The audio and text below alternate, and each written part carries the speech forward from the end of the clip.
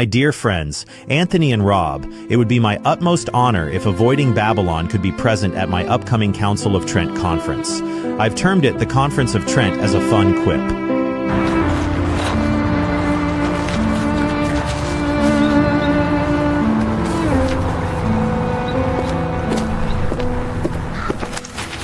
So I'm excited to announce the first ever Council of Trent conference at St. Francis of Assisi Catholic Church.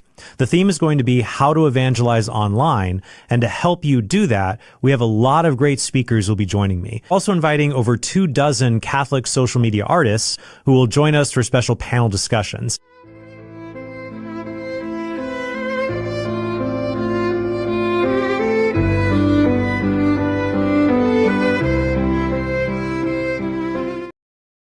So I've said yes to this offer, just in case I wasn't clear on that. I'm joining the Daily Wire, and I'm really happy about it. Well, that solidifies it. I'm never getting on Pints with Aquinas.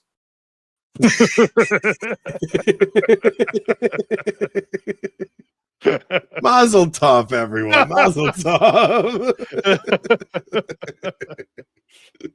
Taffy, you a gangster, bro.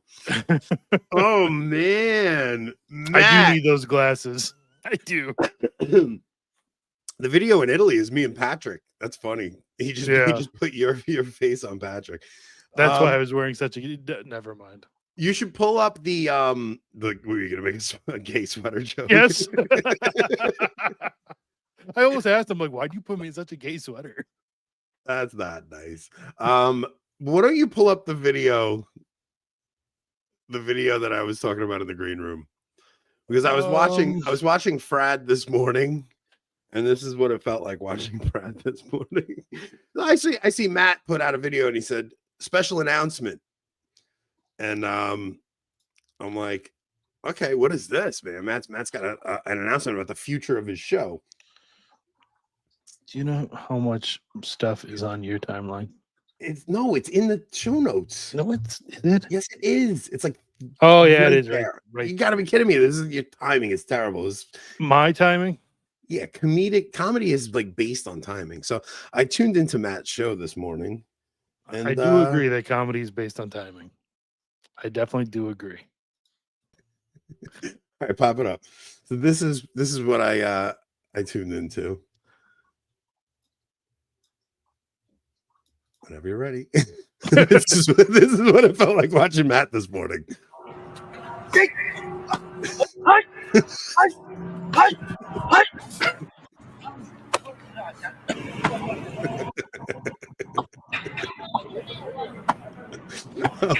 All right. That's basically what it's felt like being Catholic since 2013 in general. Yeah, it's just you like the TLM? Take this. So they talk about Catholic guilt. I think they need to talk about Catholic masochism more.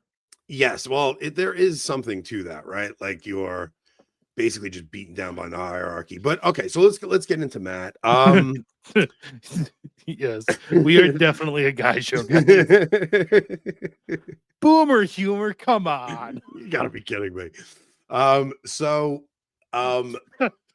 The thing is, nobody should be surprised by the news of that came out from Matt this morning, because okay, for those of you who maybe don't know, Matt Fradd sold out pints with Aquinas to the Daily Wire. So that's quite the wording. So Matt announced this morning that he will. How would you describe it?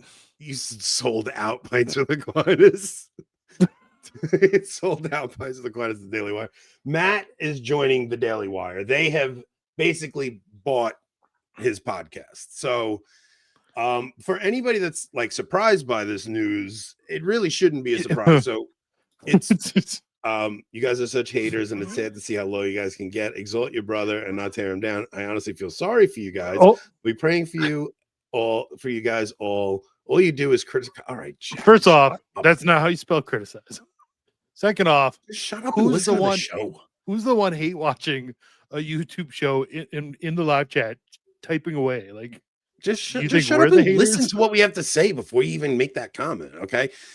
So the thing is, I think everybody's kind of long suspected Matt was going to go there He's clearly and- been aiming for it. Yes. And also the thing is, he said on his show this morning, he's like, they told me I have complete creative control. Nobody should worry about a change in the show, and I'm not going to be interviewing guys in politics. But I mean, Fradd, if you just watch his guest list over the past year, it's the guy from the Babylon Bee was on, Eric Metaxas was on, Apostate Prophet was on, you had Tammy Peterson on. I mean, you had Knowles has been on. Like, he's literally had the guest list from he's had the guest list from the Daily Wire just basically running through. Andrew Clavin, he's had a constant stream of these guys coming over. So I don't think I was surprised by it. And no, his show probably won't change much. They don't need it to change much. So the thing is, a lot of people are saying, like, Matt never really talked about Zionism or the Israel-Gaza conflict. No, he never did. So the thing is, you cannot separate this announcement from... The only time I've ever heard the Israel-Gaza thing discussed on his shows when a certain priest he brought on discussed it in rather strong terms. Not just discussed in strong terms, use the phrase woke right. Yeah. Like he bought right into the James Lindsay phrasing, the woke right stuff. And, it was bizarre the way that went down. But yes, we ensured that tonight. Yes. Well, that's the other thing. Like, even the intro video joking around about us not being invited to Trent's thing, like we will never be invited to those things because we choose to talk with people like Father Maudsley, right? And the thing is, a few months back, if you go back, we started talking about this issue, and I started saying the divide in the church is not going to be over the Latin Mass and the Novus Ordo. The divide is going to be over this issue. It was when the Philos project came out. The Philos project came out, and the announcement that came out today cannot be separated from Nick Fuentes being platformed by Dave Smith, PBD, and then finally on Tucker Carlson. Them releasing this statement the day after the Tucker Carlson interview, you cannot separate those things. And anybody who says that's a conspiracy theory is just ignorant to reality. The Catholic Inc. crowd is extremely worried about Groyperism. Very worried about it.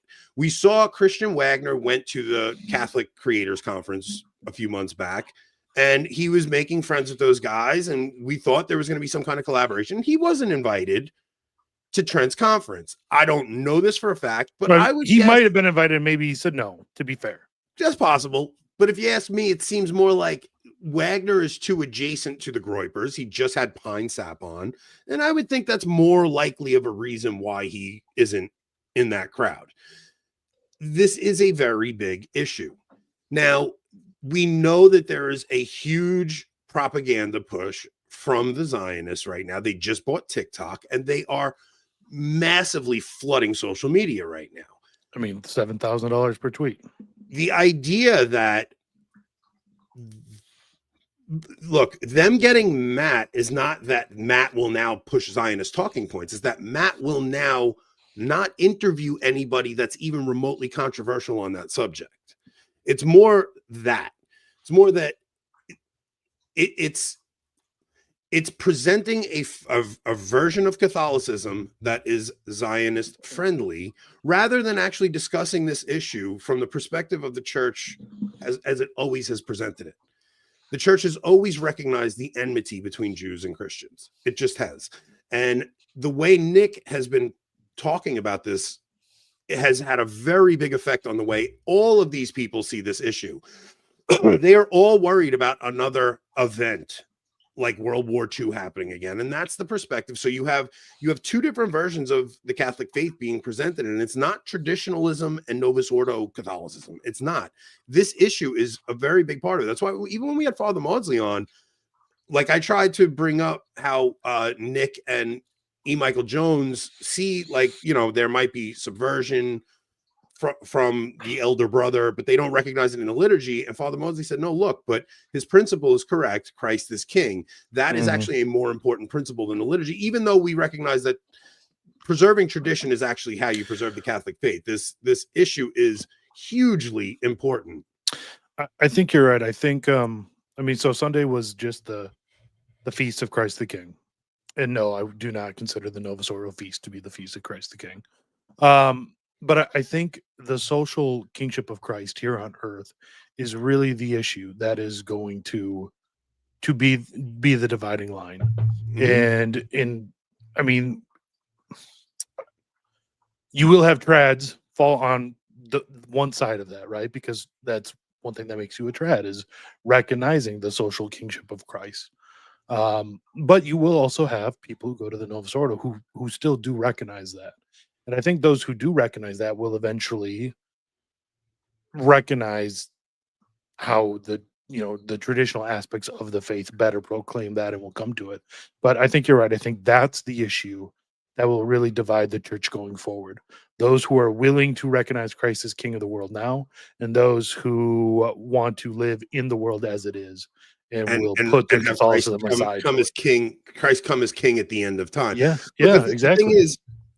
The thing is, when you start getting into this issue, like it's not just tradition versus post conciliar, until you recognize that Nostra Aetate is kind of the genesis of the interreligious dialogue and the difference in approach of the church to the Jews.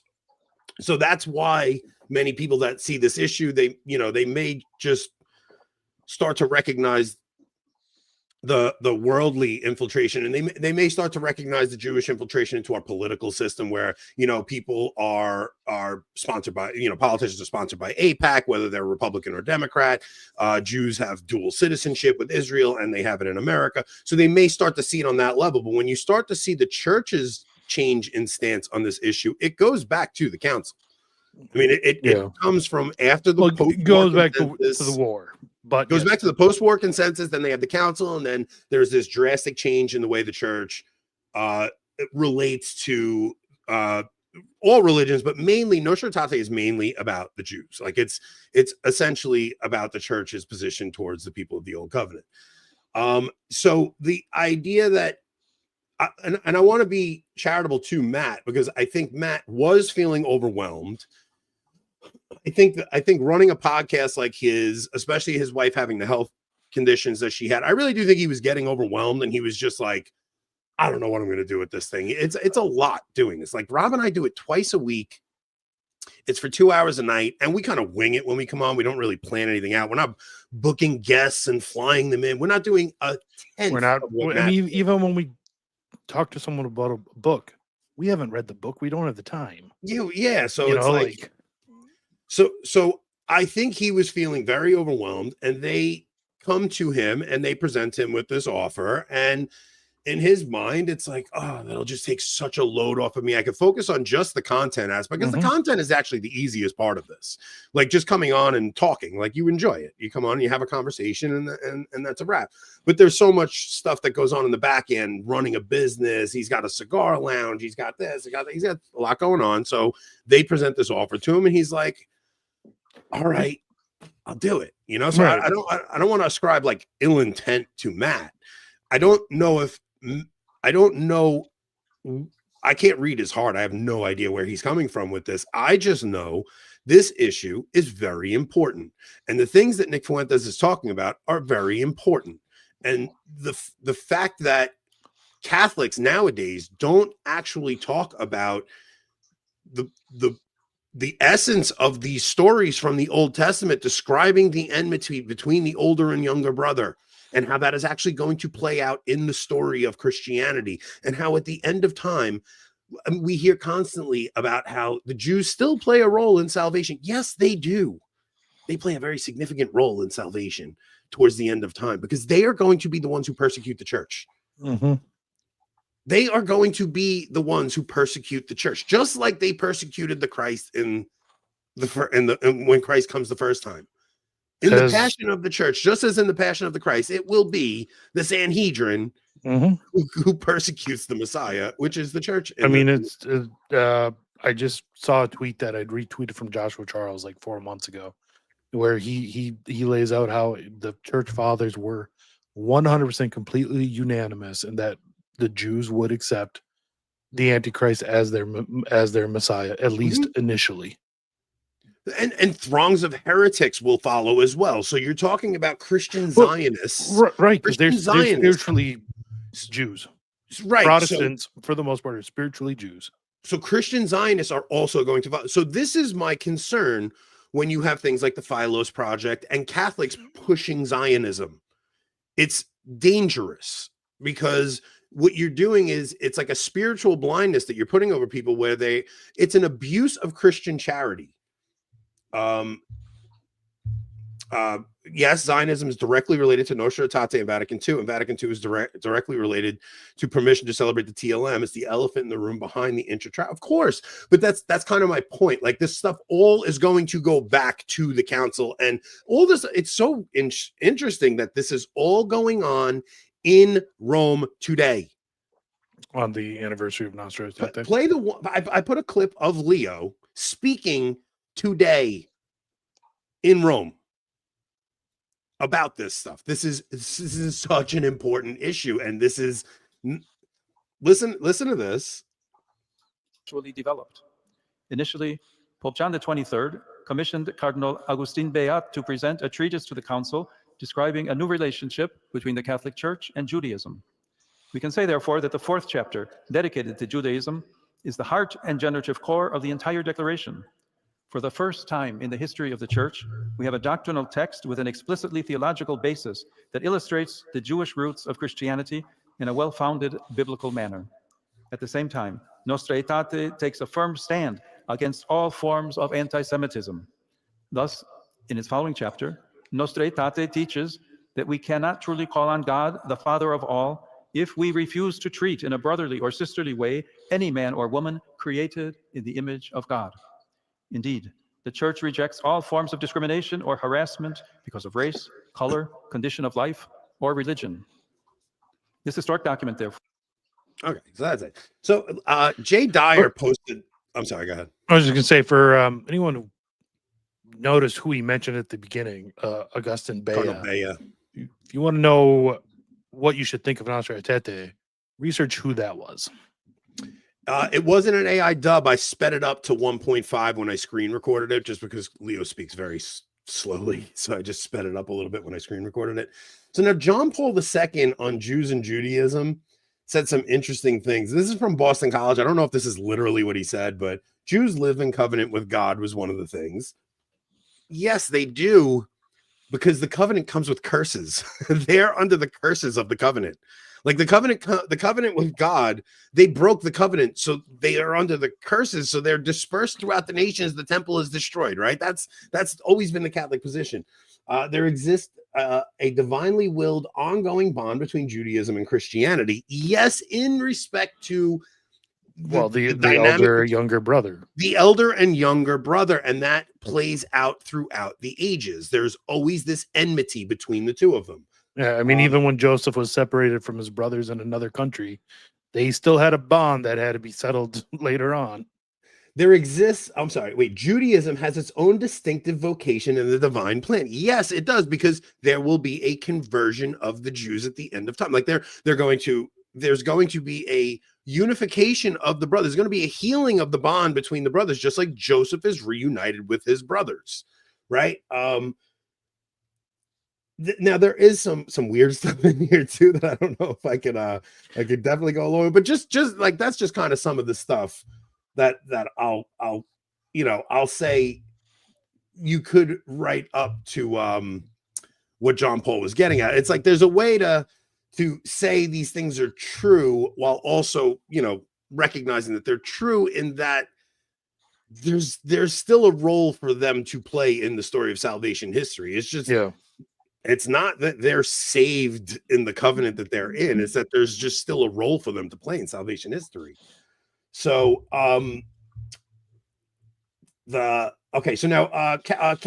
Classical Theist wrote this. He wrote, in past ages, the church granted protections for the Jews. Let me bring that up so people can. Yeah, bring that up.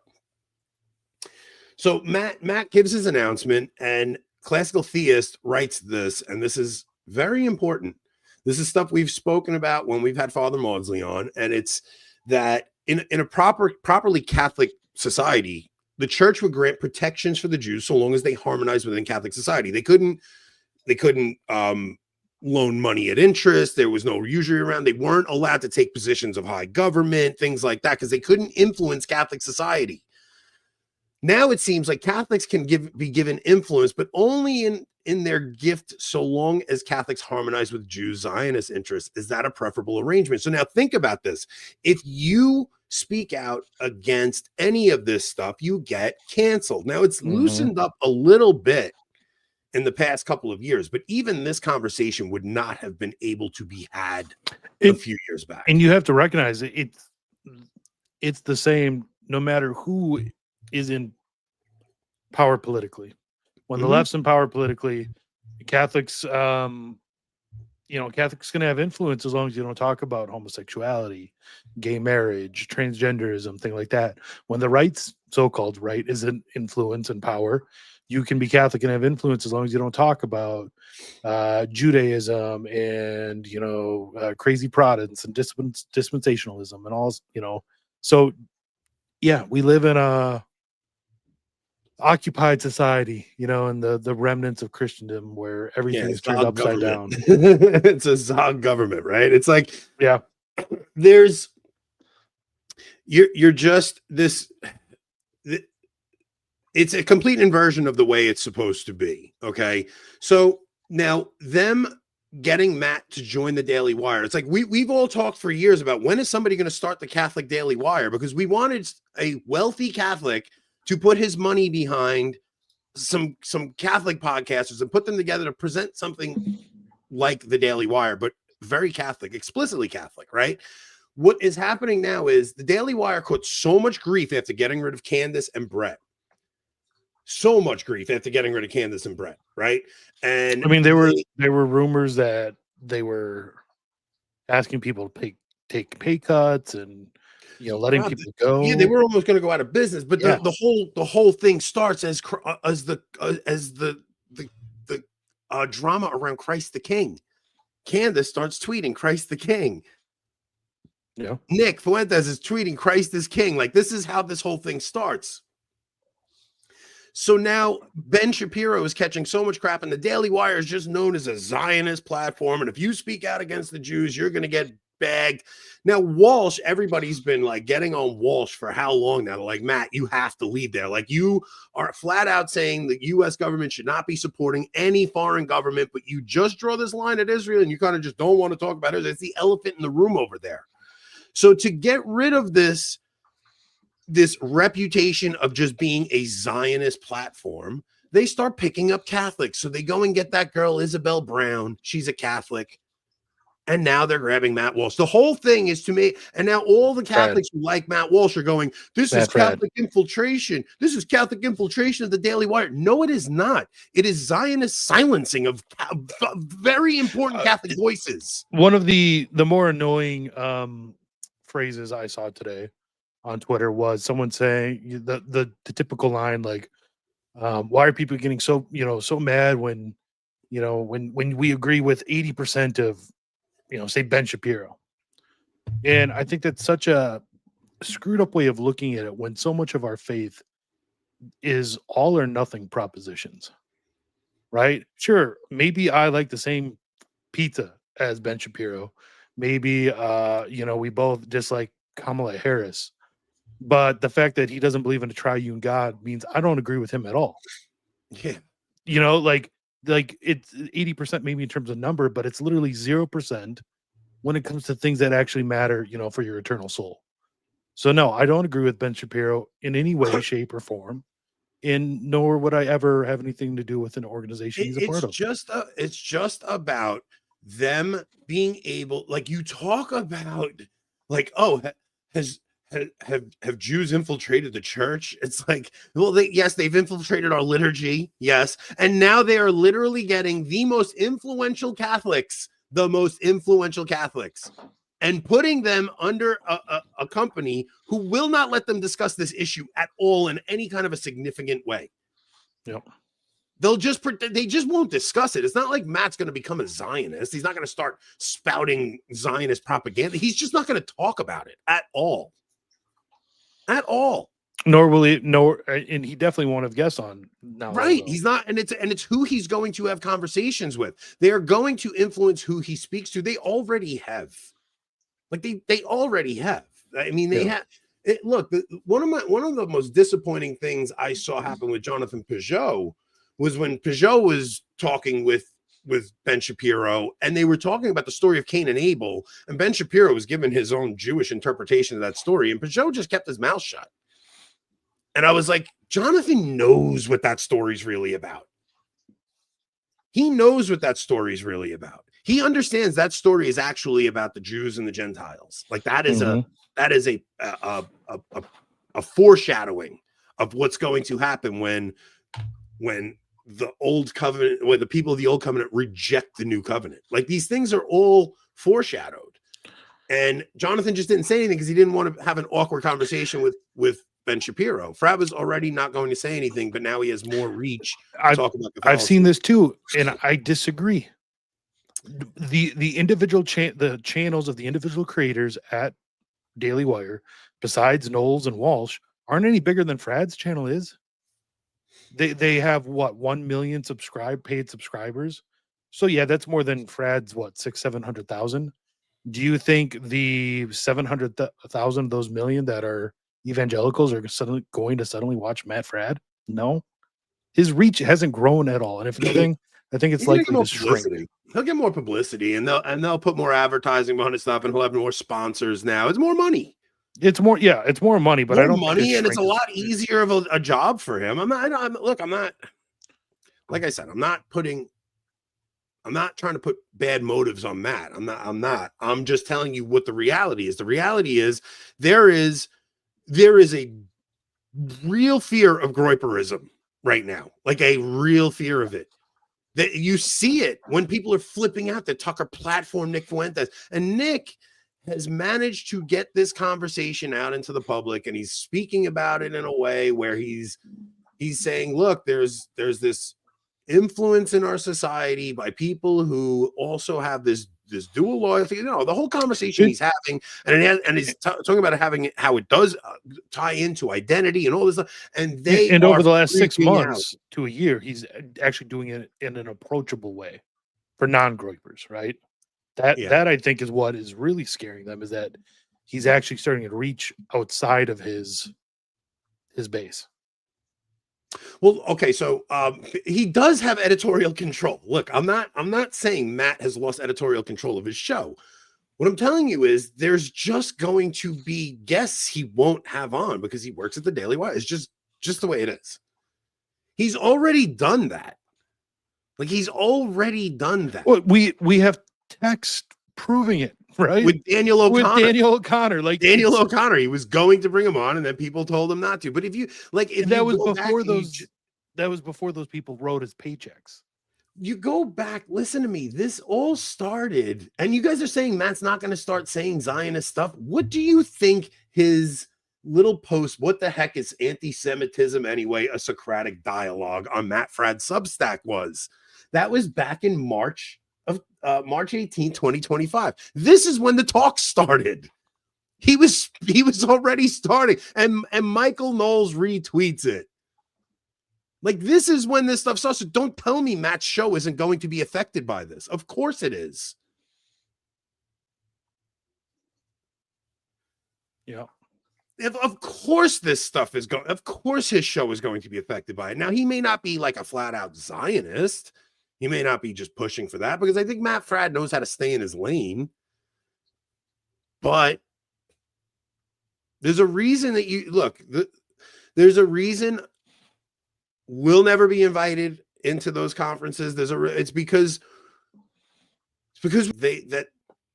they're not willing to talk about. I mean, and to the point where there's two dangers here. One is the conversation about the Jews goes so far that violence occurs, right? That is a danger, and it absolutely is. People are crazy, and we see.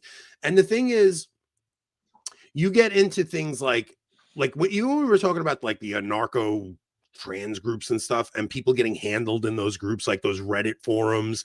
And we were talking about just someone from 764 was just arrested. today or yesterday, I think. Well, like those people in those forums, right? They Mhm. get handled by CIA and Mossad and things like that, right? Yeah, And Order of they Nine Angles was created by an MI6 agent. So yes. so those guys will be in those forums and they don't know they're being handled, right? You Yep. could have the same thing in Groyper forums where they're being handled by assets Yeah, I in don't their think discords, in their Groyper Discord. And you could have a guy they'll see a guy who's off a little bit, hearing this stuff, and they can manipulate him to go do something crazy and then blame it all on the like the danger is there for something bad to happen. It just is. I think it's more likely we'll see leftist violence against Jews, and they'll just rope all anti-Semitism in together, probably. Possible too. Either way, there is a possibility for violence here. The other danger is convincing people there's nothing to worry about whatsoever. Like, no, don't worry about it. The Jews are our elder brothers in the faith, and we have a totally different relationship with them, and there's nothing to worry about, as they literally infiltrate every facet of society, the church, everywhere. And we just sit back, and they take advantage of Christian charity and our empathy, right? That Christian impulse towards empathy and to treat everyone as a beloved child of God. And not everybody's a child of God. Everybody is created in God's image and likeness, but not everybody is a child of God. You become a child of God at divine adoption when you are baptized. People that are not baptized are not children of God, and you should understand that. Like you should love them and treat them that way, but you can't think they have the same interest as you. And the problem is in America, because we live in this multicultural democracy, we all tend to think everybody is just like us because so many Catholics are not actually paying attention to their faith to begin with. Yeah. So you just think everybody's the same as you, and they're not. There are people with diabolical motives. And that's not to say every single Jew is like that. No, not at all. But it's also not incorrect to say the Jews are doing this. Like it's not incorrect to say that. It doesn't mean every single one, but it also is not wrong to say this is them doing it. And this is an important conversation to have, and you're just not going to have it from some very important, influential Catholics, and that is scary to me. Nobody makes more money than Lila, dude. Yeah, because you got to understand the money that is her salary is just what it lists as her salary. Her travel's covered under a different category. Her podcast production is covered under a different category. You think I'm going too far? I might be. Maybe. And I'm sure if somebody complains, it'll happen. Right.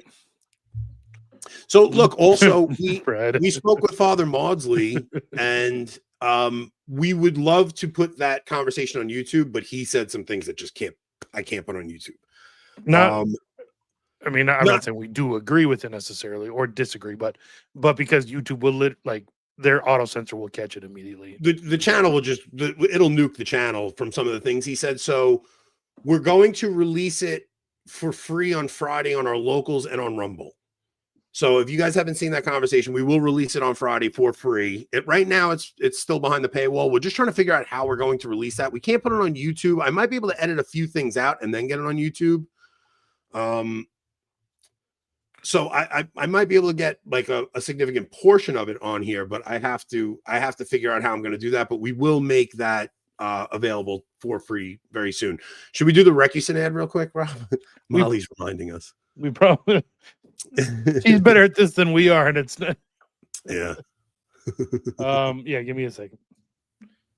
Do we want to read it, or should I just play the video? Play the video. I want to turn my air on. Okay, sounds good. To me, there is nothing better than watching Avoiding Babylon while enjoying a glass of wine from Reticent Cellars. After this, I'll be praying on my Black Monk Rosary's Rosary. I know you guys love the 102, take 3. Action, please. A bottle of recusant Cellars Petit Verdot is one of the few things that can make me stand watching Avoiding Babylon. Use code BASED, that is BASED, at checkout. Go to recusencellars.com, use code BASED at checkout for 20% off. You guys have a couple days.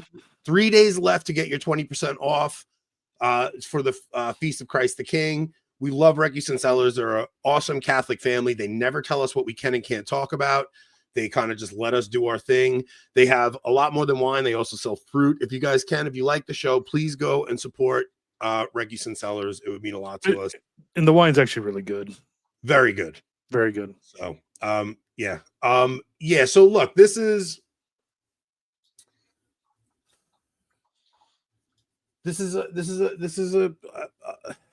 it's one of those shows where it's like, I know people are going to say we're just hating on Matt. We're just hating on Matt. No, I'm not even concerned with Matt. It's more what is happening in the public conversation. Like this issue is being spoken about finally. Like we're finally at a point where we're discussing this issue in the public sphere now, where you couldn't even have this conversation 10 years ago or 5 years ago even, right?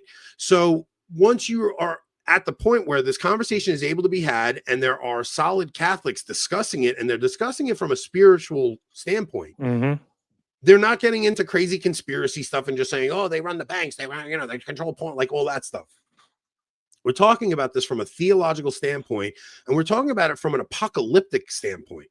Like this is a very important issue, especially when you see the crazy things that are happening in the church and world right now. We're talking about the opening of the floodgates of our country to foreigners, to where there's going to be complete mayhem at some point because we don't have any culture left to stick together. There's going to be some kind of chaos in our country, in the West, all over. Possibly starting Saturday. It could. Very possibly starting Saturday when 100,000 Somalians in Minneapolis can't get their food stamps. That's, yeah, like we're talking about, you're talking about that even could be. Look, and part of me worries that even us being allowed to talk about this is part of their the fifth gen warfare. Yeah, part of the fifth generational warfare where they're like, all right, let them talk about this stuff. Let them go get riled up about it, and then something happens and they can pin some event on us, and like all of this could be manipulation. We don't know. But it's still important to talk about because we've lost as Catholics the actual proper perspective on salvation history and how this stuff is supposed to play out. And the church no longer talks about some of the most important issues facing Christians. They'd rather talk about climate change. Bless a big block of ice. Which is another form of infiltration, getting us to focus solely on the carnal issues, right? Just getting us to focus solely on the temporal stuff, not discussing the mass apostasy that's happened in the church, the fact that people have lost their faith, the fact that there's heresy rampant everywhere, the fact that our liturgy is completely falling apart. It's just none of the real issues. The church doesn't want to talk about any of the real issues. They would rather discuss interreligious dialogue, and they would rather discuss how we need to love migrants, and they'd rather discuss loving the poor, which, like, I'm not saying corporal works of mercy are not important. They are. But what's more important? The spiritual works of mercy should come first. Seems to ignore those. Every time Christ heals somebody in the gospel, right? Which is easier to say, your sins are forgiven or get up and walk? He forgives someone's sins because the spiritual healing is more important. Mm-hmm. Oh, okay. The spiritual healing wasn't enough for you. Get up and walk. Now the physical healing comes. So the spiritual works come before the corporal works.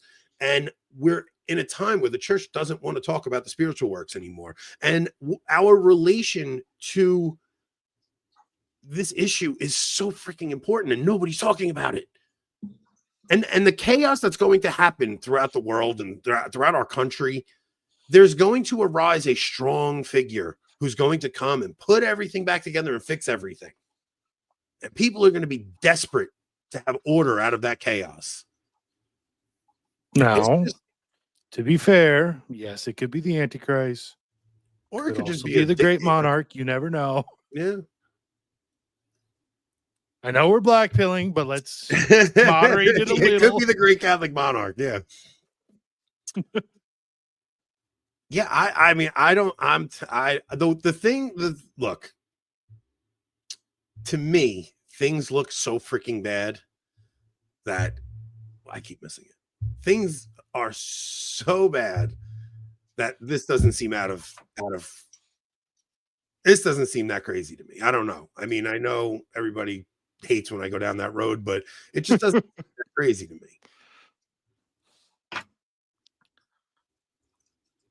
It could also be just a type of Antichrist too. Yeah, that too. But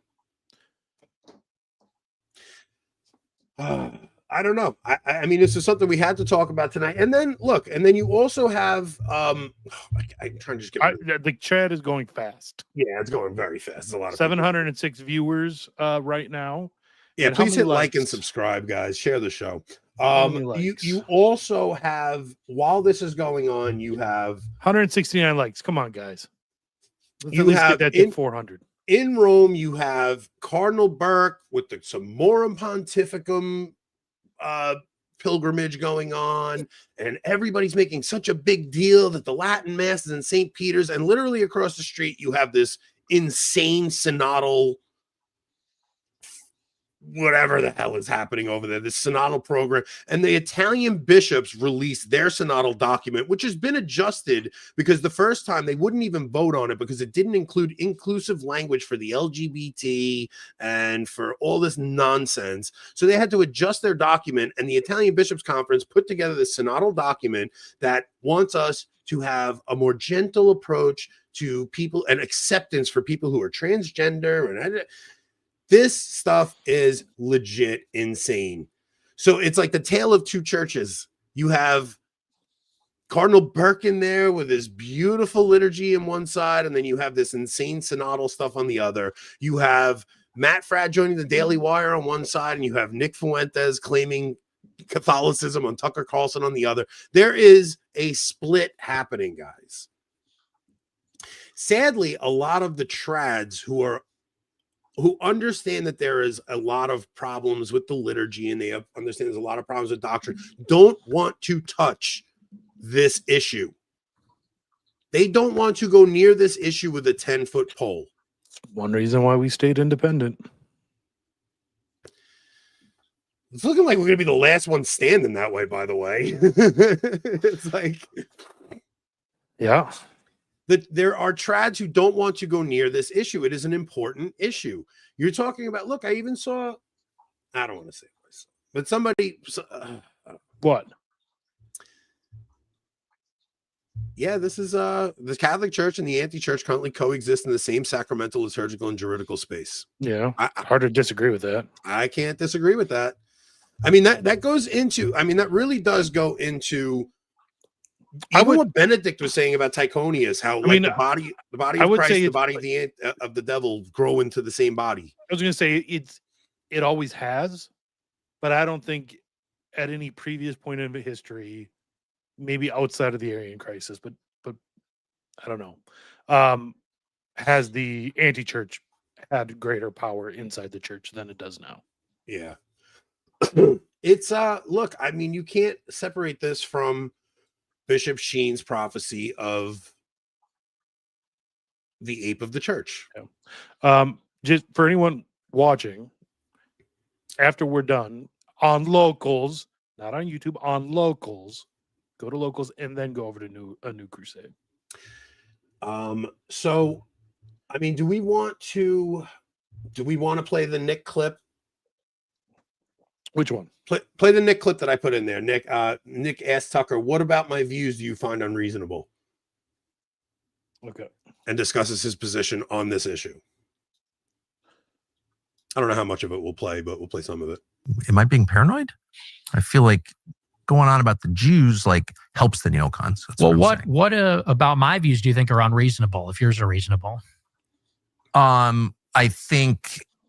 Again, I don't think it's cucky. I think it's reality to say that guilt is not inherited. Blood guilt is bad. One of the reasons that I'm mad about Gaza is because the Israeli position is everyone who lives in Gaza is a terrorist because of how they were born, including the women and the children.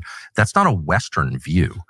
That's an Eastern view. That's a non-Christian. That's totally incompatible with Christianity and Western civilization. They say, we're the defenders of Western civilization. Not with that attitude. You're not. Collective punishment is the enemy of Western civilization. Yeah. And so I hate that attitude. It's genocidal. The current claims that I'm a cancer, from Ben Shapiro or whatever, we need to be excised from the body of conservatism, is a genocidal position that it basically encourages violence, as they well know. The whole thing I hate. Mm-hmm. So like anytime you say a whole group of people is responsible for the sins of some of its members, like I'm out. Yeah, but that's not my view. It's not. Okay. So so tell me your views. Like rather than, you're one of those people, one of the reasons I wanted to meet you is you're one of those people who is defined by clips. Yes. And I'm one of those people also. Yes. Right? So I get it. So I'm going to just shut up and you tell me what you actually believe. Yeah. Well, and listen, I mean, and I appreciate you saying pause that. it real quick, just for copyright purposes. We do not believe this is a genetic thing. It is not. We don't believe in like it's not that because of your genetic. Like any Jew can become Catholic. The dividing wall of hostility between Jew and Gentile has been knocked down by Christ. The original apostles were Jewish. Our Lady was Jewish. This is not something you receive genetically or anything like that. And I don't think Nick has ever espoused that either. That's not what we're saying here. It's not like it's and that's why it's not correct to say all Jews. Like you cannot say that. It's just, but it's still not wrong to say the Jews are doing this. Like it's just like they are a group. St. Paul calls them that. St. John the Apostle calls them that. All of the church fathers do. So, and then let's actually hear from Nick what he's saying. Because that's just the reality of the media environment we're in. So I don't expect you to know all my views, but I mean, as far as the Jews are concerned, I think that, like I said, you cannot actually divorce Israel and the neocons and all those things that you talk about from Jewishness, ethnicity, religion, identity. And let me give you like a perfect example. So you say on your show that we need to treat Israel like any other country. And I sort of understand that in principle because Israel is another foreign country. Yeah. But Israel is unlike every other country in the sense that because the Jewish people are in a diaspora all over the world, there are significant numbers of Jews in Europe, but also in the United States. And because of their unique heritage and story, which is that they're a stateless people, they're unassimilable, they resist assimilation for thousands of years. And I think that's a good thing. And now they have this territory in Israel. There's a deep religious affection for the state. It's bound up in their identity, the story of the Exodus from Egypt, the promise of the land, all these things. So let's say in the United States, for example, somebody like a Sheldon Adelson, he's not Israeli.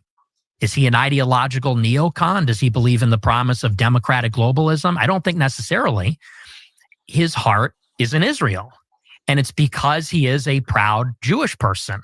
And I guess what I'm saying is that if you are a Jewish person in America, you're sort of, and again, it's not because they're born, but it's sort of a rational self-interest politically to say, I'm a minority. I'm a religious ethnic minority. This is not really my home. My ancestral home is in Israel. Because you also can't separate it from the atrocities of World War II that are put in their heads and in every previous told to them that anytime somebody starts to talk the way Nick is talking right now, it's going to lead to another one of those events. Mm-hmm. Like this is very important. This is why getting into E. Michael Jones's book, The Holocaust Narrative, and listening to things Father Maudsley is saying, it's like this event is like it is their it's religious for them. It's they're told that it's going to happen again if people start to say anything. That's why there's this insane reaction anytime people start. We're all told everybody.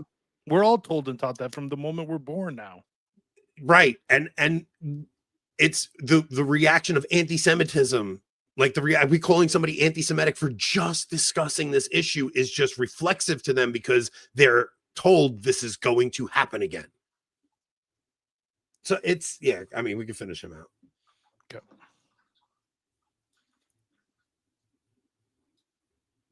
Israel. There's like a natural affinity that Jews have for Israel. And I would say on top of that, for the international Jewish community.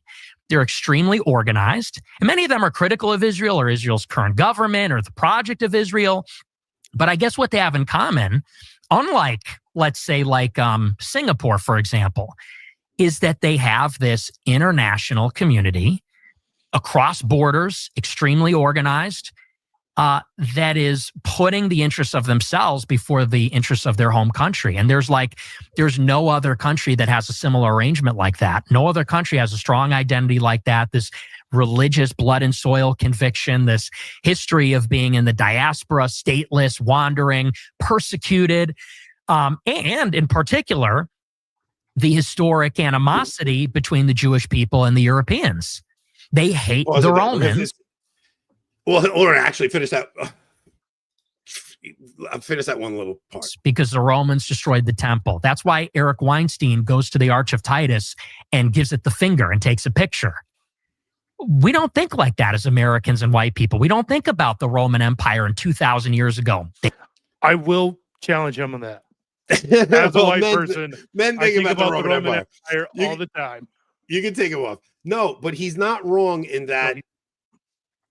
They are part of their identity is that they are everywhere they go. Eventually they get thrown out of. Everywhere they go, there's eventually some kind of a pogrom against them. This is part of their identity, right? So after the war, we all come out, and we as Christians and Catholics specifically, our approach to all people is, oh, love your neighbor, like love your enemy, treat others the way you want, the golden rule. They're taught no matter how kind they seem to be to you now, they're going to turn on you eventually. So like there is this psychological dynamic to their identity that is unlike anything they're anybody never being Christian. Fully a loyal citizen of it. No, I'm not. No, but it's not just that, Rob. It's that we are told. First off, you don't know what I was going to say because you didn't let me finish. Well, I was afraid you were going to say continue. something. No, I was afraid I was trying to cut you off on purpose there. We are told to love them because they are a child of God or whatever, but they are not. They still recognize. We are told there's no enmity between Jews and Christians. They are not told that. They are taught there is an inherent enmity between Jews and Christians. They are taught to be suspicious of Christians at all times, but you are told not to be suspicious of them. And you are anti-Semitic if you are suspicious of them, but it's not the same way for them. They are told to always be suspicious of Christians. So this is like a very important part of the dynamic between the two, because they're still suspicious of us, but we've been disarmed and told by the church to stop being suspicious. Yep. That would actually be correct, though. It would, yeah. You should love them because they are your enemy. We are not told that. We are told to love them because they are children of God. That is the problem. They're not children of God. They're not baptized. It would be correct to say you should, because you should love your enemies to the point of martyrdom. You should be willing to lay down your life for your enemies. But that's not actually what we're taught. That's the problem. Like it's you should absolutely love everyone. You need to treat everyone the way you want to be treated. The golden rule still applies. You just can't be ignorant and naive about this. That's all. Like you need to understand what is happening here. You need to be fully aware of the dynamic between the historic conflict between Jews and Christians that has been going on since the destruction of the temple. Little Flowers. So little, for those who can't see because you're listening, Little Flower says the Jews, they're questioning our statement that the Jews were the overone who took the liturgy, not the Freemasons. Well, if you actually listen or read St. Maximilian Kolbe, he will tell you, Maximilian Kolbe, the martyr of the Holocaust, who we're told lots of things about. What we're not told that he says that the Freemasons are led by the how do you put it? The rabid Jewish clique. So when we say that the liturgy is overtaken by the Jews and some other people here, Freemasons, it's the same thing. It's the same thing. Yeah, it's the same thing. So, look, I don't know how much you can talk about this issue here. We're testing the waters tonight, though. We're certainly testing the waters tonight. I would love it if we found other subjects for the next couple of weeks, because it does get old. It does, but this was, I mean, how do you not talk about this tonight? No, I mean, we had to, for sure. You have to. I mean, the Daily Wire bought the most influential Catholic podcast. An organization owned and run by a Jew and a Judeo-Protestant. Yeah, a Zionist bought Christian. the #1 Catholic podcast. So you have to talk about this, and it's like I don't know where this goes, but I love Matt. This is not. That's the thing. I don't want people to. We flew to Ohio for his cigar shop opening. We don't dislike Matt, guys. Yeah, no, and I don't necessarily know if he even understands what this is, you know. And the reason he might not understand what this is because it's not spoken about. But it's a hell of a freaking good offer. It's like, yeah, you know what? All that work you're putting in, come with us. We'll throw you a couple $1,000,000 instead. And now you get to sit back and just have conversations. We'll take care of everything. It's like, I don't know how the hell you turn that down. I get it.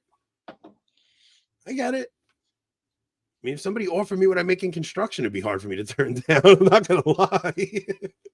That was where the last group went wrong. I don't think I would. I look. This issue is too important for me to. No. There's nothing the Daily Wire could throw at me to get me to go there and change my beliefs on this. Like this is. Yeah. This, I think, is apocalyptic. I think it is one of the most important things that needs to be discussed right now. I think it is the preeminent issue. And it's tied in with the liturgy. It's tied in with traditional Catholicism. It's tied in with the new mass. It's tied in with all this stuff. It's tied in with... It's tied in with the passion of the church. Like, it's just too important. It's too important, and you know, it's that's the one I wanted. I'm not even gonna make that connection. Like, I'm just, it's just a big deal, and I don't know. It was too hard for me to not get on and at least talk about this tonight, especially after boring last week. Last week was a bit boring, but tonight had to be talked about. And then, all right, so when we go over to locals tonight, we have a couple of ideas. One is we could talk about the Somalian takeover of Minneapolis, which is pretty wild. We have video of it. So glad I get to be down there this weekend. Or I had an idea of I had the idea. I wanted to call it X algorithm roulette, where we just pop on a video feed, and we, when you flip up, new videos come up. And I just want to see what comes up on my algorithm. And so you guys can see why I'm getting so radicalized versus Rob's feed to see what Rob's getting radicalized by. And I want to compare the two feeds to see is it just me? Am I just being fed race riot stuff where they're trying to, cause a race war and like, we'll find out. Like anti-feminist, misogynist content. Is that everybody or is it just me? That's what I'm kind of curious to see. So I think we should. Rob wanted to call it we're gonna do roulette. What? We're gonna do X algorithm roulette because I kind of want to see, am I just being goaded into hating everybody right now, or is it just because of the things I follow, or is it like, does Rob have all like hunting content and gun content, and it's like not so much hunting, but you'll probably all see eggnog for some reason, and you'll have no idea why. Man, if you guys see my algorithm, you come on this show ranting every other night also, man. I'm telling you, I'm ready to. All I see is like ridiculous, insane Novus Ordo stuff. Then I'll see black people just like beating up innocent white people for no reason, and I'll see like the craziest stuff on my algorithm. Let's check it out. I love how you had to throw in innocent there. Let's play. Well, that's what it is. They're purposely showing me like this poor innocent white person just gets beat up by 30 ridiculous out of control black people, and it's like I don't know if that's happening everywhere or if it's just happening in my algorithm to make me think it's happening everywhere. It's the algorithm is a mirror. The question is Anthony the poor innocent white person, or is he the Africans? You'll probably see a lot of Fuentes clips popping up in my feed. I'll tell you that. That kid's grown on me. I'll say that much. All right. So we're going to locals. Is that what you're saying? Yeah, we're going to head over to locals. Pray for Matt. Pray for Matt Walsh. Pray for Michael Knowles. Pray for all those guys. I mean, look, they're Catholics at a Zionist outfit. Let's pray they still bring people to Catholicism. I'm sure. Look, they're still serving good. I'm sure plenty of people are converting to Catholicism because of their content. I just, any kind of censored content when you're talking about the faith is dangerous, especially when you're downplaying very serious issues, because that's kind of how they've passed all the things on to us since the council is people. It's not necessarily people pushing bad things. It's people keeping their mouth shut when these bad things were happening. It's, the new springtime, and it's the new Pentecost, and it's the hermeneutic of continuity, and it's downplaying the problems in the council and making it like the documents that were a little bit tricky were perfectly fine. It's all that stuff is what's led us to where we are. So I think it's time that we just start talking about the things that are actually important. You get Requisite with Avoiding Babylon or Manischewitz with Fradd? Manischewitz with Fradd. I would have never pronounced that right. Manischewitz with Fradd. You've never seen Manischewitz wine? No. All right, guys, we're going over to locals. Join us over there. We'll figure out the X algorithm roulette. What video do I want to play to take us out? Requisite sellers. I don't know. Truth telling with Avoiding Babylon. You know what? We're gonna everyone gets to watch this again. So I'm sorry, guys. Come to the feast of heaven and earth. Come to the table of plenty. God will provide for all that we need here at the table of plenty. Oh, come and sit at my table, where saints and sinners are friends. I wait to welcome the lost and lonely to share the cup of my love. Come to the feast of heaven and earth. Come to the table of plenty. God will provide for all that we need here at the table of plenty.